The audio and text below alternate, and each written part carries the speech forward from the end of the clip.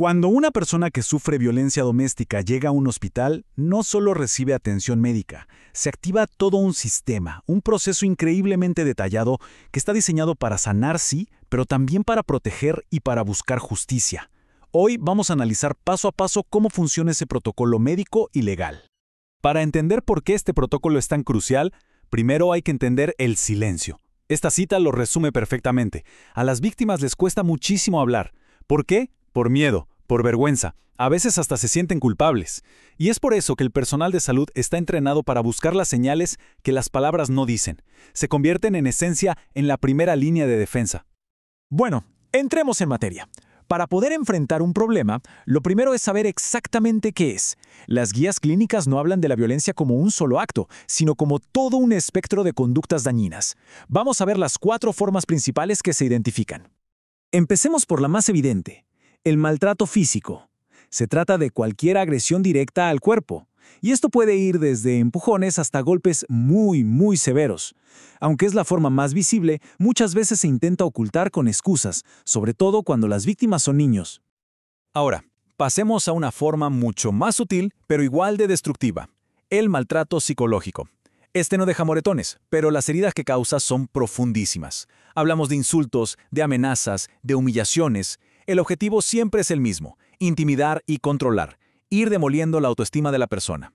Y claro, como no deja marcas físicas, es increíblemente difícil de detectar. El abuso sexual es una agresión que ataca directamente la voluntad y la autonomía de una persona. Y aquí la ley es muy clara: si la víctima es menor de 14 años, la gravedad es aún mayor. Es clave entender que el abuso sexual es siempre un acto de violencia y sus secuelas psicológicas pueden durar toda la vida, incluso si no hay una agresión física visible. Y finalmente está el abuso que se comete por omisión, la negligencia. Esto es básicamente no proveer lo más esencial para vivir: comida, educación, salud, seguridad e incluso afecto. Es una forma de violencia pasiva, sí, pero con un poder destructivo enorme, sobre todo en niños y personas mayores. Entonces, la gran pregunta es: ¿cómo identifican los profesionales de la salud estas distintas formas de abuso? Bueno, pues están entrenados para buscar señales muy específicas. Algunas son físicas, muy evidentes, pero otras son cambios sutiles en el comportamiento. Es que un examen físico puede contar la historia que la víctima no puede o no se atreve a contar. Como vemos en la tabla, los médicos no solo ven una lesión, buscan patrones.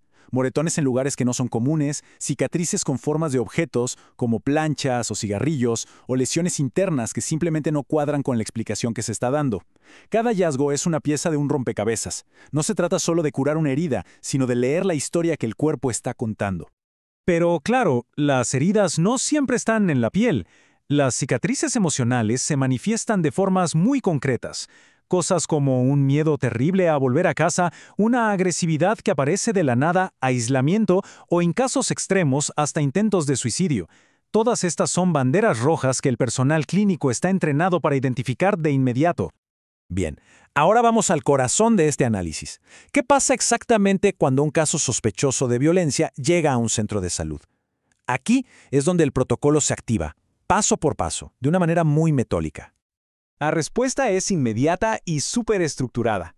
Primero, en el triaje. Estos casos tienen la máxima prioridad. Segundo, lo más importante es salvar la vida, así que se atienden primero las lesiones más graves. Y solo después, en un ambiente seguro y de confianza, se hace la entrevista.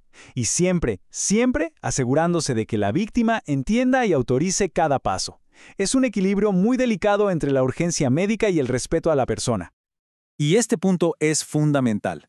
La entrevista no es una simple charla. Cada palabra que dice la víctima se anota textualmente, entre comillas. Se documentan sus gestos, su actitud, todo. ¿Por qué? Porque todo esto se convierte en parte de la historia clínica oficial.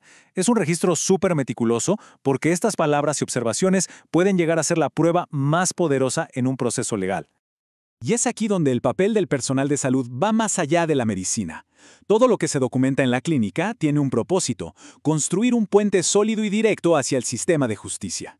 Vamos a ver cómo se logra eso. Miren, esta es una táctica clave del protocolo, sobre todo con niños. Se entrevista a los padres, se anota su versión tal cual, luego, en un lugar seguro y aparte, se habla con el niño o la niña.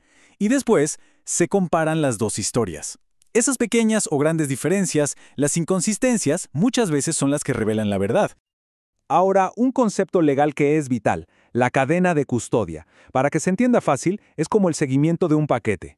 Se tiene que saber quién lo tuvo, cuándo y dónde, en todo momento. Si esa cadena se rompe, aunque sea por un minuto, la evidencia puede perder todo su valor legal. Por eso es tan, pero tan importante. Y todo este trabajo tan cuidadoso nos lleva a esto, los elementos materiales probatorios. Las notas del médico, las fotos de las lesiones, los análisis de laboratorio, de repente todo eso se transforma. Deja de ser solo información médica para convertirse en evidencia tangible, en pruebas. Son las piezas que le permiten a la justicia reconstruir lo que realmente pasó.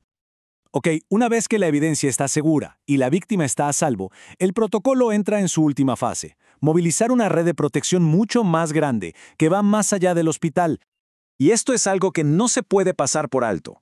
Para cualquier profesional de la salud, denunciar no es una opción, es un deber, una obligación legal. Sea un médico, una enfermera, un trabajador social, si hay sospecha de abuso, la ley los obliga a informar a las autoridades. No hay elección. Y esa denuncia obligatoria es como la llave que enciende todo un sistema de apoyo. Como se ve en este esquema, un solo informe moviliza a la policía, a servicios sociales, a la fiscalía. No es una acción aislada. Es la activación de toda una red interconectada diseñada para una sola cosa: proteger a la víctima. Hemos visto cómo funciona el protocolo, que es un sistema de respuesta realmente impresionante. Pero todo esto nos deja con una pregunta mucho más grande. El sistema reacciona cuando el daño ya está hecho. La verdadera pregunta es, ¿qué tenemos que hacer como sociedad, más allá de los hospitales y los juzgados, para evitar que estas heridas ocurran en primer lugar? Es una reflexión que la verdad nos involucra a todos.